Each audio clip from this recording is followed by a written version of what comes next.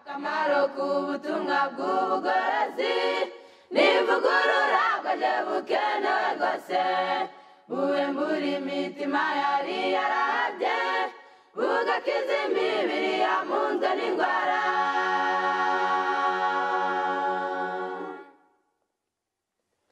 Akamaro k'ubutumwa bw'ubugorozi n'ivugurura bwaje bukenewe rwose ivugurura iyo rigeze mu mutima biga ibyaha byari byibasiye umuntu ubwo imibereho igahinduka misha hashingwa umushinga wo kunezeza abandi. Turabaramukije mwese abadukurikirana aho muherereye hose. Uyu ni umwanya mwiza aho tugiye kuganira ijambo ry'Imana. Amazina yanjye ni Karahamuheto Jean Pierre, ndi umubwiriza w'ubutumwa, ndi mwene so musangiye ibyiringiro byo kugaruka kwa Yesu, ndetse tukaba twifuje kandi tunejejwe no kubana namwe muri aya masaha. Nkuko mumenyereye rero kuri iyi channel y'ivugurura n'ubugorozi, channel ya YouTube musanzwe mukurikiraniraho ibyigisho, tugiye gufataniriza hamwe kwiga ijambo ry'Imana. Ubwo namaze kubibwira rero atubanze tuyiragize kugira ngo tuyobore. Murakoze. Dusenge. Data mwiza dukunda, turagushimye, tugushimiye byinshi dukorera, izina ryawe rihabwe icyubahiro.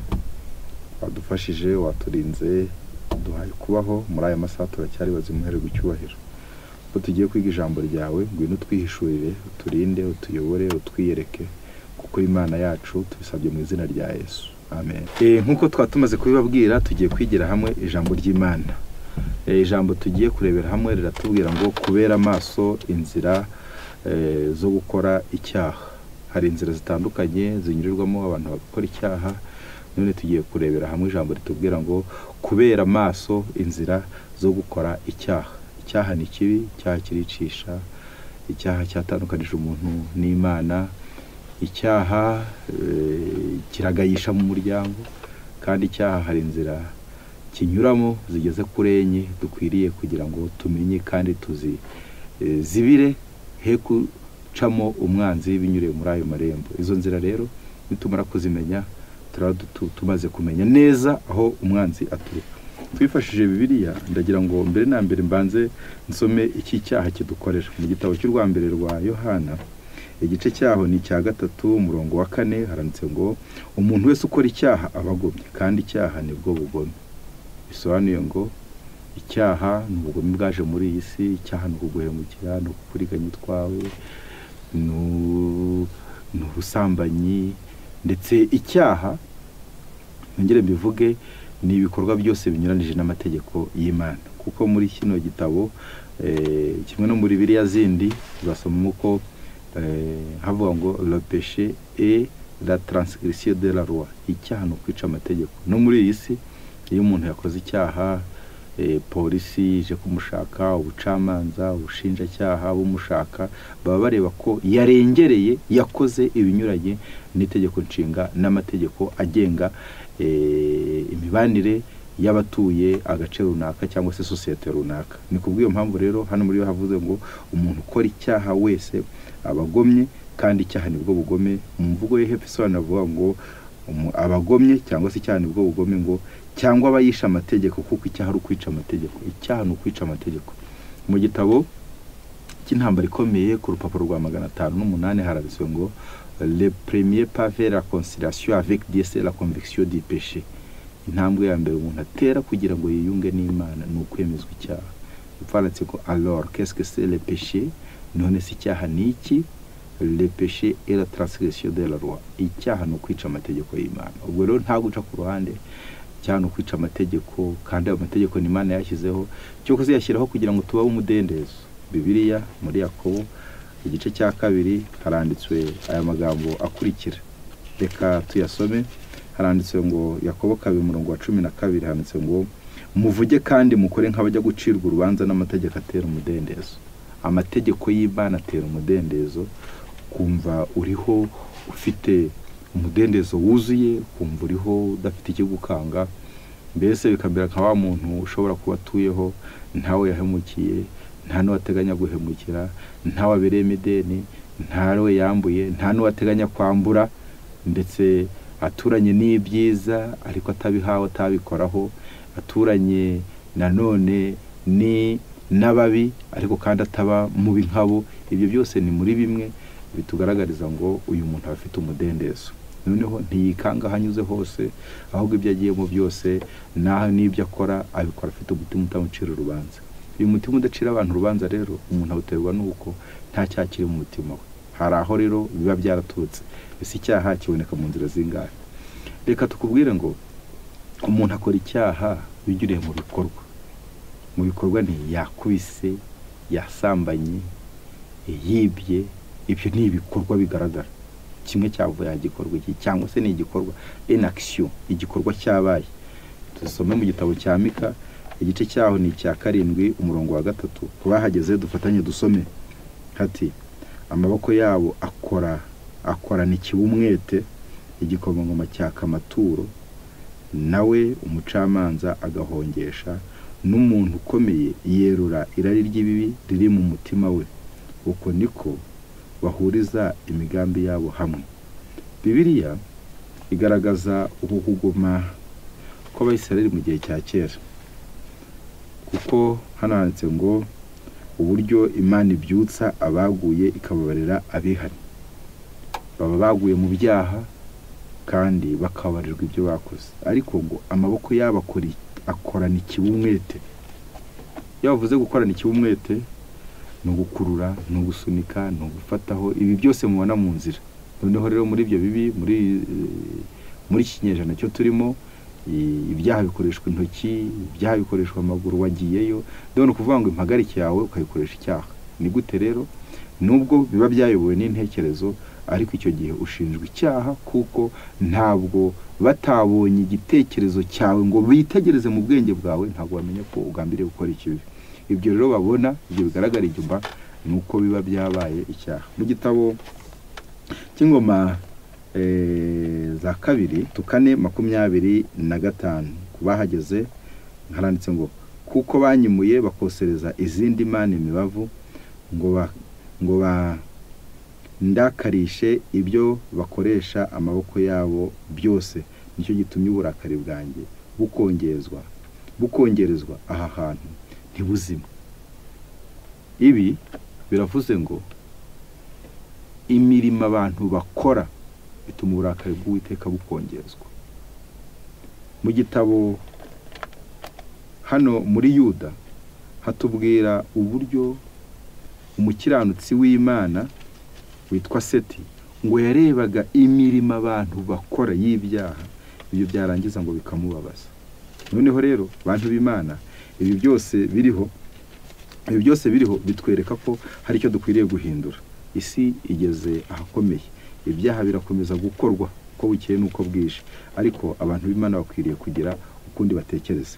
Mu rwa 2 rwa Petero igice cyaho ni icya 2 umurongo wa 4 kabariho mpera, kuko ubw'Imana itababariye abamarayika bakoze icyaha, ahubwo ikabajugunya mu mworera, ikababohesha iminyururu y'umwijima, ngo barindirwe gucirwaho iteka. Kandi ubwo itababariye isi ya kera, ahubwo ikarokora Nowa umubwiriza wo gukiranuka n'abandi 7 gusa, ubwo yatezaga isi y'abatubaha Imana umwuzure. Kandi ubwo yaciriweho iteka imidugudu y'Isodoma n'Igomora, iyitwitse ikayigira ivu, ikayishyiraho kuba kabarore kabazagenda batubaha Imana, ikarokora Loti umukiranutsi wagiriraga agahinda kenshi ingeso z'isoni nke z'abanyabyaha, kuko umukiranutsi ubwo yabaga muri bo yibabarizaga umutima we ukiranuka iminsi yose, imirimo yabo y'ubugome yarebaga akumva.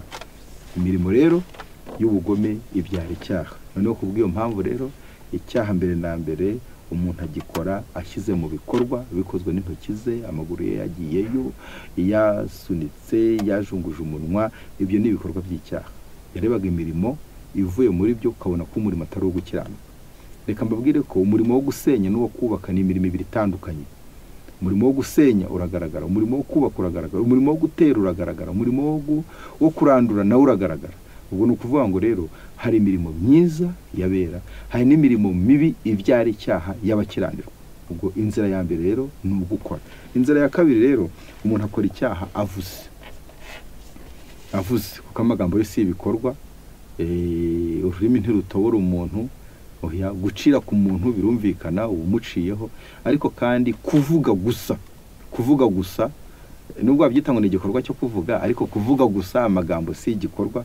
Niyo mpamvu bavuga ngo ibikorwa biruta amagambo, nuko ibikorwa bigera hanini, ariko kandi n'amagambo nayo amagambo ubwayo nayo afite uburemere bw'iby'Imana izahera ko icira abantu urubanza. Mu gitabo cya Matayo igice cya 12 umurongo wa 37, 12 umurongo wa 37 haranditswe hatya hati, handitse ngo amagambo yawe niyo azagutsindishiriza kandi amagambo yawe niyo azagutsindisha. Biravuze ngo amagambo tuvuga afite uruhare runini cyane mu kutugaragaza ko turi beza, afite uruhare runini cyane mu kutugaragaza ko turi abakristo, kandi amagambo yawe niyo akugaragaza kuri umupagani, kuri mubi, kudakwiriye kuba mu bantu. Iyo wumvisha hari abagize ibyago ukavuga ngo ngo bagize ibyago, aho ni hamwe. Ariko iyo bavuze ngo bagize ibyago, reka nabo babigire, ukumva ko uri mubi, urihimura, ntiwifuza ikiza ku bandi, ibyo ntabwo ari byiza. Amagambo rero hano atubwiye ngo amagambo yawe niyo azagutsindishiriza kandi amagambo yawe niyo azagutsindisha.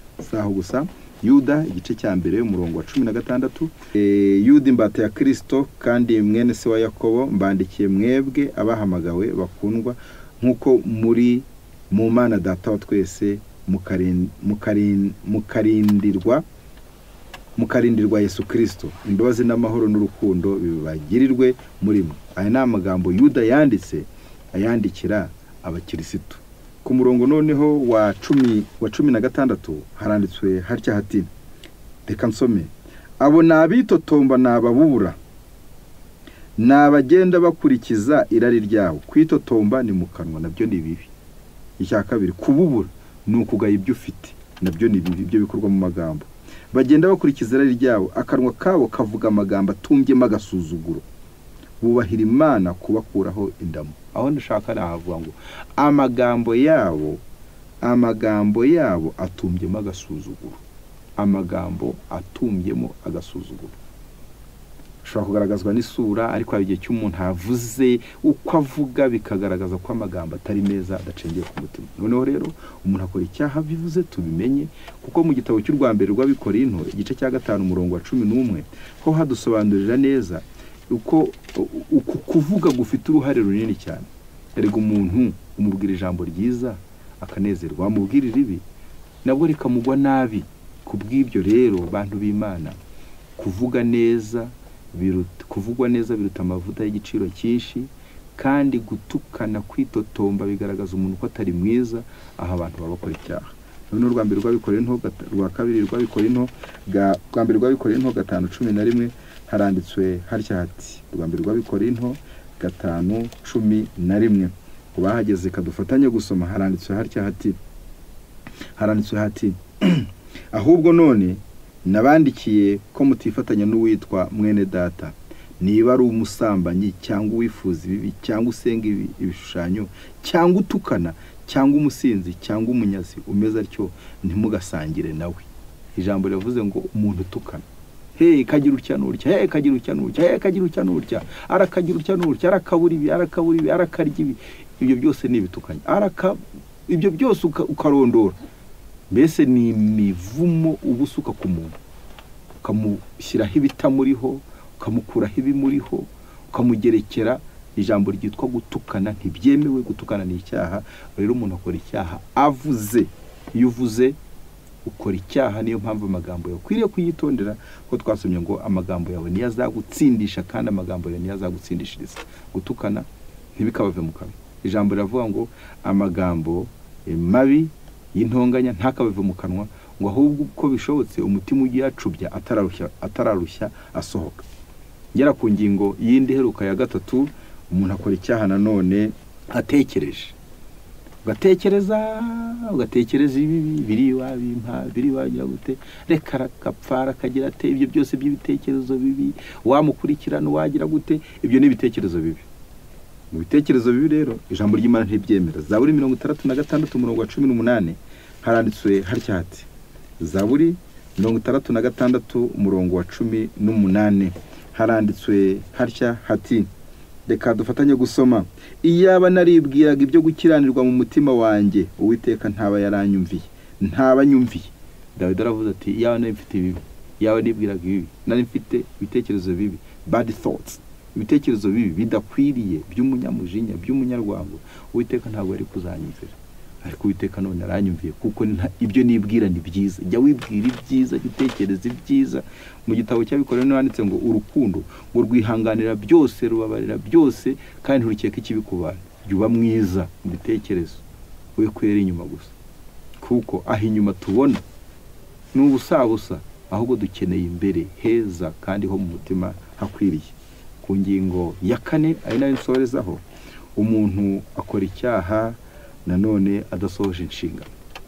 Udasohoje inshingano y'ibyo wategetse, ukabona ibyiza ukwiriye gukora ntubikore, bigapfa ureba. Sinaho gusa ukabwirwa bimwe ukabwirwa bimwe, ibindi ntubikore. Nayo biravuga ngo nuko nimumara gukora ibyo mwategetswe byose, muzahere ko muvuge muti turabagaragu bimbura mumaro. Bene data, ni iby'ukuri koko ko abantu bashobora gusohoza ibyiza bagakora iby'Imana yategetse, ni byiza. Ariko kandi ijambo ry'Imana riravuze ngo nimumara gukora ibyo mwategetswe byose, ubwo ni za nshingano zo bagutegetse, uzavuga ngo uri umugaragu w'imburamumaro. Ubwo uri umugaragu w'imburamumaro kuko utibwiriza gukora ibyiza. Hari inshingano zimera ku muntu. Icya mbere, ubonye abawe ntubahahire. Icya kabiri, abawe utabitayeho. Icya gatatu, ndetse no ku nyamaswa, amatungo tugira mu ngo zacu, nayo kutayita hakicwa n'inzara gasonza kubw'uburangazi, nabyo ni icyaha, kuko ubuhunga inshingano. Ibyo byose rero reka tukubwire ngo imibereho ya mwene muntu ikwiriye kugirwa n'inshingano. Iyo ubayaho ntusohoze inshingano ikuri imbere ngo uyikore, ugahunga inshingano zitandukanye muri ubuzima, yaba ari usabwa kuri bagenzi bawe, yaba ari usabwa mu murimo w'Imana, yaba ari usabwa mu muryango aho uvuka n'aho uba. Iyo zose udasohoza inshingano ushinzwe, ubukozi icyaha ucuma imbere y'Imana. Ushobora kwibaza uti, se naba nkoze icyaha gute? Ndakurangira ikintu kimwe. Muri ubuzima tubayemo mu gihugu naho tuye, ubonye umuntu agiye kwiyahura, ukabona umuntu afite imigambi mibi, cyangwa ukabona umuntu ari mu kaga, ntumutabare, kaga kakagwamo kandi wari ufite ubushobozi, icyo gihe urafatwa, bakubara ko wabigizemo uruhare kugira ngo uwo muntu agucike, uwo muntu apfe. Umuntu arwaye ntumujyane kwa muganga, amaraso akaba ari kuva ahuye n'impanuka, ukamuhagarara iruhande gusa uri kureba kugeza igihe cy'amaraso amuviramo agashiramo. Bagira ngo ubwire ngo wawirengagije inshingano, uri umunyabyaha kuko utatabaye kandi ufite amaboko. Noneho Dawidi niwe yigeze kubwira abari batuye Merozi ngo babafashe, ntibabafasha. Arangije ati, havumwe Merozi ivumwe. Bitewe n'iki? Ntago bafatanije na Dawidi gutabara, ahubwo bahunga inshingano, bariyicarira. Mu gitabo noneho cya Yakobo 4 umurongo wa 17 haranditswe hatya hati, urwandiko Yakobo yanditse 4 umurongo wa 17. Reka dusomere isomo tugana ndetse no ku musozo. 4 umurongo wa 17 haranditswe hatya hati, nukuzi gukora neza ntabikore bimubera icyaha. Ubwo wamenye gukora neza, ubw'ikizi cyo kibyara, ukawutabikora, ibyo bintu ngo bikubera icyaha. Reka tukubwire ngo inshingano kubawe yikore. Reka tukubwire ngo ibyo uri kubona bikuri imbere byiza bishobora kuzanira haba umuryango wawe, haba ari ibwiriza butumwa, haba ari mu buzima busanzwe, bikaza n'ibyiza bikore, kuko uzi gukora ibyiza ntabikore bimubera icyaha. Twareberaga hamwe ijambo ritubwira ngo kubera amaso inzira zo gukora icyaha. Inzira ya mbere tubera amaso ni uko umuntu amenya ko icyaha umuntu agikora binyuriye mu bikorwa. Haba ari intoki zawe, ibyo twabonye amasomo, haba ari ibikorwa bisanzwe bibuzanwa n'amategeko y'Imana, ntukibe, ntukice, ntugasambane, ntukiremere igishushanyo kibajwe, ukumva ko n'intoki zagiyemo. Ibyo ni kimwe. Icya kabiri ni uko umuntu akora icyaha avuze. Ijambo ry'Imana haba muri Yuda, haba no mu Rwanda rw'Abikorintho 5:11 hatubujije gutukana. Tujye tuvuga amagambo meza yuzuye neza, kuko amagambo mabi aratandukanya. Amagambo mabi akugira n'ayubu, amagambo mabi uyacumuriramo ukagaragara. Noneho reka buri wese amenye ko amagambo ye Bibiliya tubwira ngo amagambo yawe niyo azagutsindisha kandi niyo azagutsindishiriza. Na Matayo 12:37. Ingingo ya gatatu ni uko umuntu akora icyaha atekereje. Dawidi we yavuze ngo yawe naribwiraga ibyo gukiranuka Uwiteka ntabanyumviye. Zaburi 36:18. Jya wibwira ibyiza kugira ngo Uwiteka akumvire. Yesu ngo yarebaga mu mitima y'abantu nk'igitabo kibumbuye. Nawe jya wibwira ibyiza uvuge ngo Mana uranzi. Kukumenya rero ntago ari uko abantu bakuzi, ahubwo Imana igimenya n'ibyo utekereza mu mitima yawe. Kuko umuntu ashobora kugaragara imbere y'abantu, akicara imbere y'abantu, ariko ari ahandi dutekereza ibyiza kugira ngo Imana yandike izina ryawe mu gitabo cy'ubugingo cyabera, kuko mu mutima wawe hatarimo icyaha. Daniel niwe wavuze ngo Daniel 10:23, 22 abandi ni 21. Daniel asubiza umwami ati Nyagasani uhoraho, Imana yanjye yohereje marayika wayo abumba iminwa y'intare, ntacyo zantwaye kuko nabonetse imbere yawe ntafite icyaha, kandi nawe Nyagasani ntacyo nagucumuyeho. Uyu ni Daniel ati nawe Nyagasani ntacyo nagucumuyeho. Imana rero yo ntireba ibyo wabikoreye, ntireba ibyo wavuze, ahubwo inareba n'ibiri mu mutima wawe, nabyo ikabibara nk'ibicumuro. Niyo mpamvu Dawidi yavuze ngo iyaba naribwiraga ibyo gukiranirwa Uwiteka ntabanyumviye. Zaburi 33:18. Rero cyanyuma umuntu akora icyaha iyo adasohoje inshingano. Yakobo 4:17 hati nuko rero uzi gukora ibyiza ntabikore bimubera icyaha. Imana turinde ibyo byaha, maze izo nzira tuzizibire, tubeho mu gukiranuka. Ubwo Kristo yatanze igitambo gikomeye ari cyo mubiri we, akatuvira amaraso, tuboneke mu mugabane wawe yacunguye, ntazabe yararuhiye ubusa, ahubwo tumaramaze tugendere mu kuri kw'ijambo ryayo mu izina rya Yesu. Amen. Akamaro k'ubutumwa bw'ubugorozi n'ivugurura bwaje bukenewe rwose, buwembura imitima yari yarabye, bugakiza imibiri yamunzwe n'indwara.